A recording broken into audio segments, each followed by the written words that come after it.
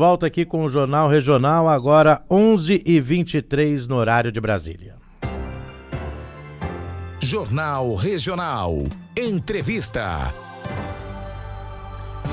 Pessoal, nós estamos aí no Outubro Rosa, esse movimento já que virou tradição em todo o país, onde é destacado todos os anos aí em nível nacional, mundial, desde a década de 90, como um alerta para a saúde da mulher. É um mês de ações que tem o objetivo principalmente de prevenir, diagnosticar precocemente o câncer de mama e também o câncer de colo do útero.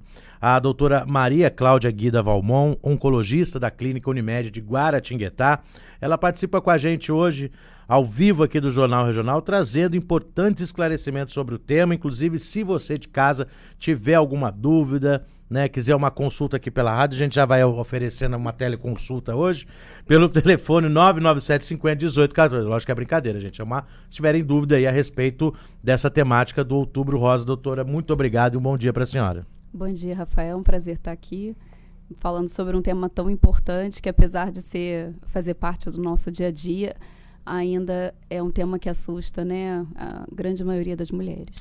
Doutora, para a gente começar, eu queria falar justamente sobre essa questão da conscientização a respeito da saúde da mulher. Eu sei que a conscientização a respeito da saúde do homem deveria ser feita toda semana, porque o homem tem uma dificuldade imensa de ir no médico, que é um absurdo. Agora, a saúde da mulher também é uma conscientização, algo que precisa sempre ser reforçado, como é feito agora com o Outubro Rosa? Sim, infelizmente precisa, tá sempre sendo reforçado, porque a gente vê que existe um atraso muito grande com relação à questão da realização dos exames, as mulheres, enfim, cada vez mais com essa vida corrida que a gente tem, passa o dia inteiro fazendo 1 milhão de tarefas e compromissos, a gente acaba deixando a nossa saúde para depois, está sempre em segundo plano. E o objetivo da campanha é justamente esse, a gente tá atento ao nosso corpo, perceber, a gente estimula a realização do autoexame, justamente para ter desenvolver esse autoconhecimento, mas principalmente a realização dos exames de rastreamento, que é a mamografia, enfim, é o principal exame aí que a gente destaca. Doutora, para a gente falar um pouco a respeito aí do câncer de mama, vamos começar falando sobre fatores que podem causar essa doença. Tá. A gente divide em 3 grupos principais, que são os de hábitos de vida, comportamentais, os relacionados aos hormônios, e os fatores genéticos. Então, os fatores de hábitos de vida, a gente consegue até mudá-los, ter uma intervenção do próprio paciente, que é a questão do sedentarismo, a dieta saudável, a manutenção de um peso corporal saudável também.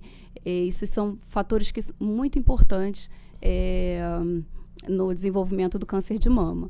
E aí vem a questão dos fatores hormonais, que muitas vezes a paciente não tem controle sobre isso, que é quando ela menstrua, as mulheres que menstruam mais cedo, mais precocemente, elas vão estar expostas mais aos efeitos hormonais, então tem maior chance de desenvolver o câncer de mama, e assim como aquelas que param de menstruar mais tardiamente, principalmente depois dos 55 anos, também tem um risco maior de desenvolver o câncer de mama.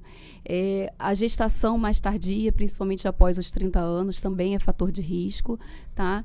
E a questão das exposições, tanto as mulheres que fazem uso de contraceptivos por períodos prolongados, e aquelas que também fazem a terapia de reposição hormonal, na menopausa, principalmente se esse período é superior a 5 anos. E com relação aos fatores genéticos, que é uma questão que as mulheres sempre relacionam, eu não tenho história familiar, então o meu cuidado, nunca pensei que eu pudesse vir a desenvolver um câncer de mama. Mas não, ele representa um percentual pequeno, tá? principalmente as mutações genéticas, a gente só consegue identificar em aproximadamente 10% dos casos. Mas as mulheres que têm um histórico familiar de câncer de mama, câncer de ovário, eventualmente câncer da próstata, principalmente em parentes de primeiro grau, mãe, irmãs e filhas, têm um risco maior de desenvolver câncer de mama. Agora, doutora, ainda falando a respeito dessas questões e sintomas, né? Quando a pessoa sente, existe algum sintoma mais evidente que... Sim, disparado, o principal sintoma é o aparecimento do nódulo, tá? Então, esse é disparado o principal sintoma, normalmente está presente em 90% dos casos, né? Mas a gente tem que estar sempre atento à simetria das mamas, avaliar se elas são sempre semelhantes uma, né, da outra, observar a pele, aparecimento de áreas de vermelhidão ou mudança do aspecto da pele, principalmente uma pele que fica meio enrugadinha, como se lembrasse uma casca de laranja. Na hora do autoexame, sempre buscar, né, nódulos, né, na mama, avaliar se existe alguma descarga pelo mamilo. Normalmente essa descarga é de um líquido claro, mas pode ser um líquido também um pouco rosado. Estar atento também à axila, que às vezes a mulher não consegue sentir o nódulo na mama, mas percebe que tem uma íngua, um caroço na axila ou na região do pescoço. Então, acho que são os principais sinais assim, que a gente deve estar atento. Então, a senhora falou, quando a gente conversou agora sobre as causas que podem fazer com que surja o câncer de mama, né? Temos aí algumas questões que o ser humano pode lidar, né? Se cuidar do corpo, cuidar da saúde, cuidar da mente, cuidar do espírito, mas também algumas coisas que fogem um pouco do cuidado mas aí entra a prevenção, a questão de tentar identificar através do toque, toda essa questão de prevenção do câncer de mama, ela vem muito com relação a isso? Então, tem como a gente prevenir, mesmo diante desses fatores que fogem da nossa competência? Com relação à prevenção primária, né, que é isso que a gente está falando, eu esqueci de falar um item que é super importante, que é o consumo de bebida alcoólica, que também as mulheres que têm um consumo maior de bebida alcoólica e não existe um nível ainda seguro, tá? Elas têm um risco maior também de desenvolver câncer de mama. Então, vamos lá. 3 coisas que está ao nosso alcance e que a gente deve fazer. Praticar atividade física, controlar o peso corporal e reduzir o consumo de bebida alcoólica. A gente não pode esquecer que a amamentação também é um fator protetor, tá? Então, esses 3 tópicos que eu citei, eles podem reduzir em cerca de 27% a incidência do câncer de mama, tá? Enfim, e aí, por que a gente sempre, né, tá martelando aí nessa tecla, né, da prevenção, da realização dos exames de rastreamento? Porque quando a gente não consegue prevenir que a doença aconteça, né, fazer a mamografia não vai evitar que o câncer apareça. Mas você detectá-lo precocemente, esse aqui é o nosso objetivo. Porque a gente sabe que as lesões iniciais, elas podem chegar a ter 95%, 100% de chance de cura, né?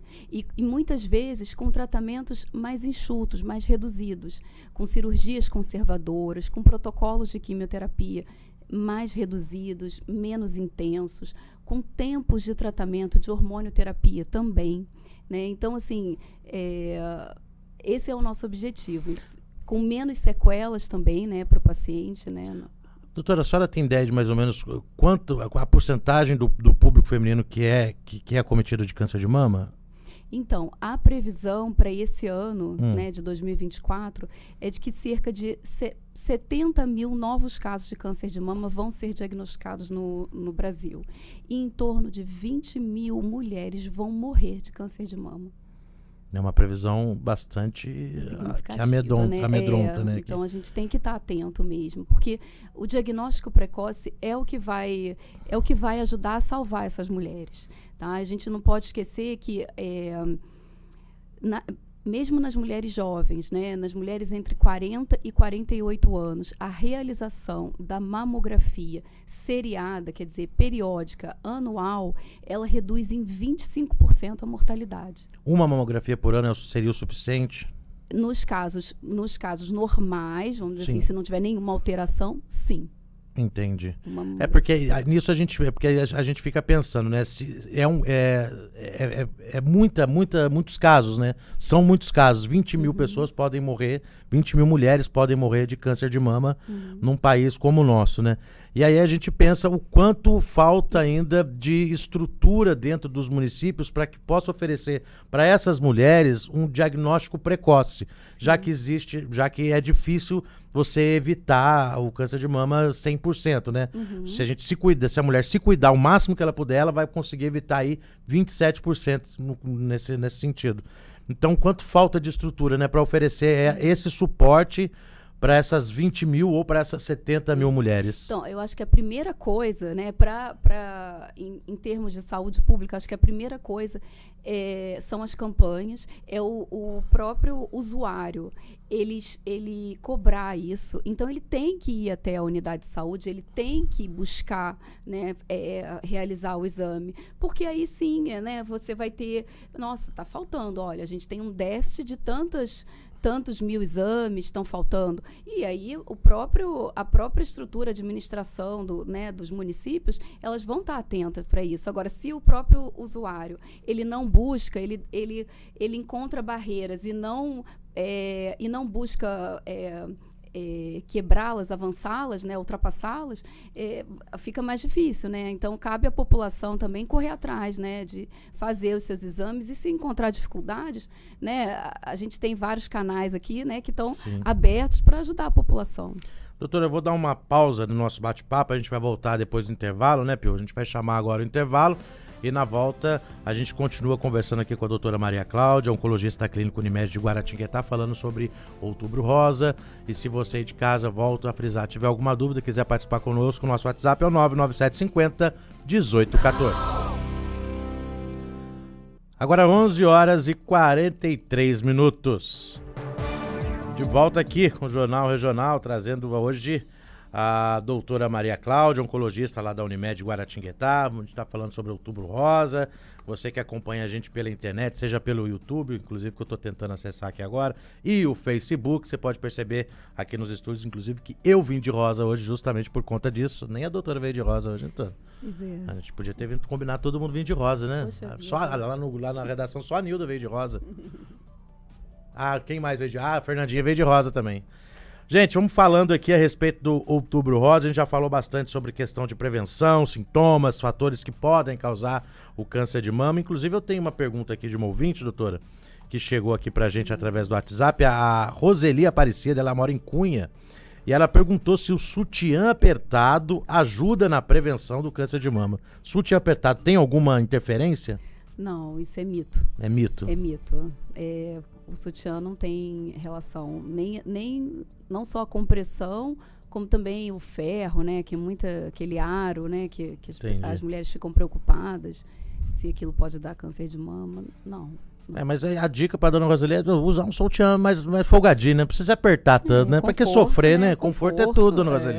Não tem problema nenhum, mas mais pelo conforto mesmo. Que muitas mulheres fazem com relação a desodorante, antitranspirante, se tem relação com câncer de mama, também não.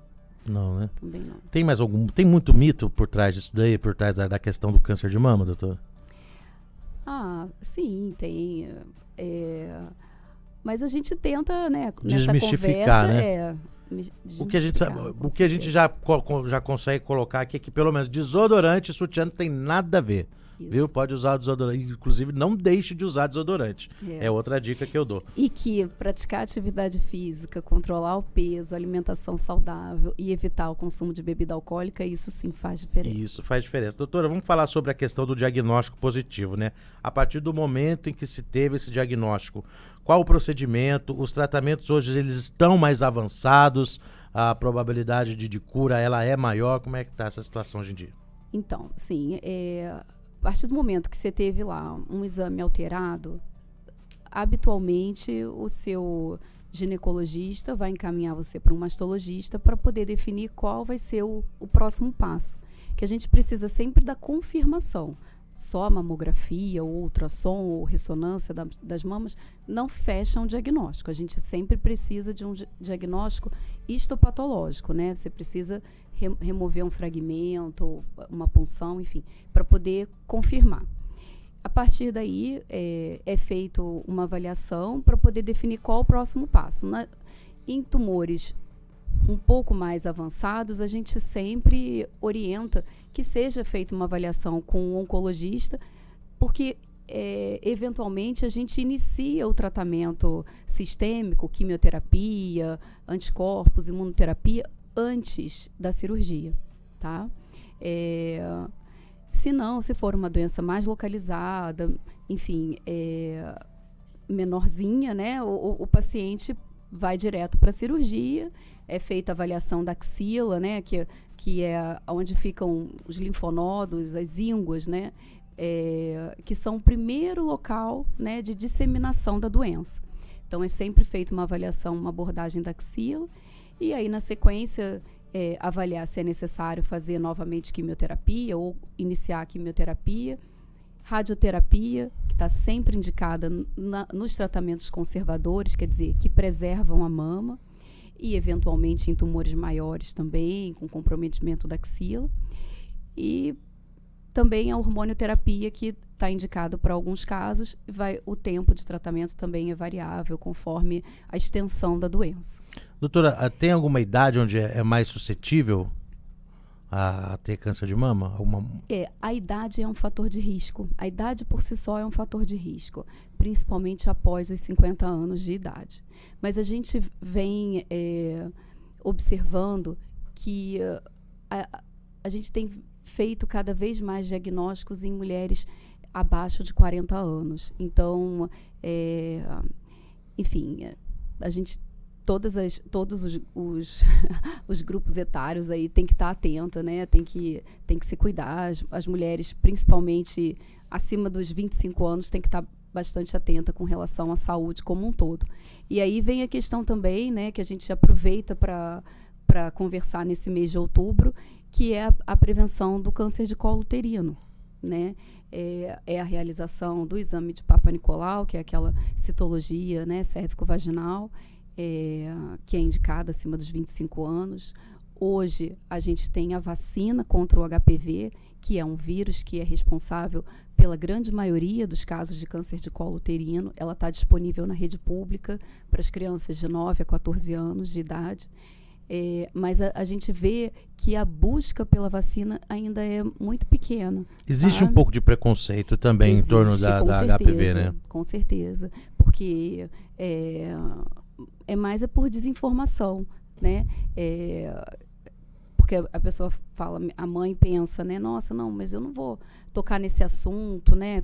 Muitas vezes não sabe como abordar isso, né? Tem a questão do preconceito, enfim, fatores os mais diversos, né? E acaba não levando. E aí, na rede pública, ela só está disponível até os 14 anos. Né? Uhum. Na rede privada, a gente tem não só as mesmas vacinas, como outras, até que pegam um número maior de subtipos virais, que aí você pode fazer ao longo da vida, não teria nenhum problema. No caso, então, para a gente tentar esclarecer, existe a vacina contra o HPV, que ajuda na prevenção, é uma importante ferramenta para os jovens e está disponível na rede pública. Super importante. A nossa ideia é que, se a gente tiver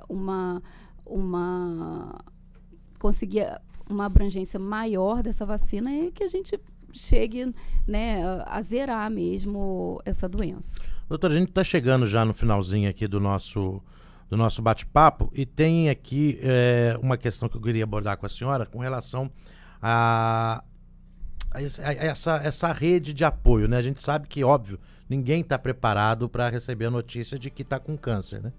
Além do tratamento, além de toda a estrutura clínica, médica que se deve ter, uma rede de apoio também é importante, né? Ah, sim. O tratamento, ele inclui psicólogos, fisioterapeutas e o apoio da família, que é muito importante, né? Então, isso é fundamental, porque existe, durante o tratamento, vai acontecer uma limitação, enfim, né, na execução das atividades diárias. A mulher vai ter que se afastar do trabalho, né? Muitas vezes vai precisar, quando tem filho pequeno, né, da ajuda de amigos e familiares. Então, essa rede de apoio é fundamental, até para deixar as coisas um pouco mais leves, com um peso, né, menor, porque já é uma coisa é um desafio tão grande, né, passar por esse tratamento. E daí não precisa passar sozinho, né? Sempre é importante. E é importante também que a pessoa busque o tratamento, busque a ciência, busque os resultados, tenha pensamentos positivos, né? A gente fala muito sobre a fé, o quanto a fé é importante também, falando assim, óbvio, você vai buscar o tratamento, você não vai deixar de buscar a ciência, mas a fé como também pensamento positivo, né? Para poder enfrentar esse tipo de problema, é fundamental, né, doutora? É fundamental. A gente tem que ter todo esse apoio espiritual, né? E pensamento positivo. Eu sempre falo isso para os pacientes, que a gente tem que pensar lá na frente. Doutora, obrigado mais uma vez, viu? Um prazer, eu que agradeço o convite e estou à disposição. Enfim, se os seus ouvintes tiverem qualquer dúvida, pode encaminhar para mim. Tá joia. Doutora Maria Cláudia Guida Valmont, oncologista lá da clínica Unimédica da Unimed de Guaratinguetá, ó. Nem existe Unimédica, Unimed de Guaratinguetá, falando aqui com a gente sobre o Outubro Rosa. Conscientização e prevenção é sempre a melhor saída, seja para qualquer doença que for. Agora